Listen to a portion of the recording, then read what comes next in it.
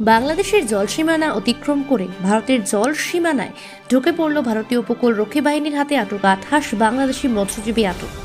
আবারও ভারতীয় উপকূল রক্ষী বাহিনীর হাতে বাংলাদেশের একটি ট্রলার সহ 28 জন মৎস্যজীবী আটক। বাংলাদেশের জল সীমানা লঙ্ঘন করে ভারতের জল সীমানায় ঢুকে পড়া এদেরকে আটক করা হয়েছে। গত 15, 16, 17 তারিখে 3 দিনে 3টে ট্রলার ভারতে ঢুকে পড়ায় আটক করা হয়েছিল 79 জন মৎস্যজীবীকে। গত 3 মাসে 5টি ট্রলার আটক করে 110 জন মৎস্যজীবীকে আটক করা হয়েছিল। এবারে দাঁড়ালো 138। আজ এই 28 জন মৎস্যজীবীকে আনা হয়েছে নারায়ণপুর মৎস্য বন্দরে। সেখান থেকে তাদেরকে কাকদ্বীপ থানার হাতে হস্তান্তরিত করা হবে, তারপর তাদেরকে কোর্টে তোলা হবে। দক্ষিণ 24 পরগনা থেকে অনিন্দিতা বড়শিলের রিপোর্ট, সি প্রাইম নিউজ।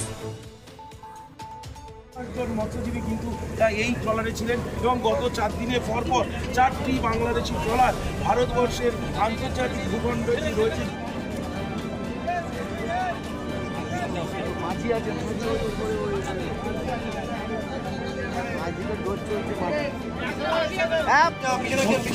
পাঁচ সত্তর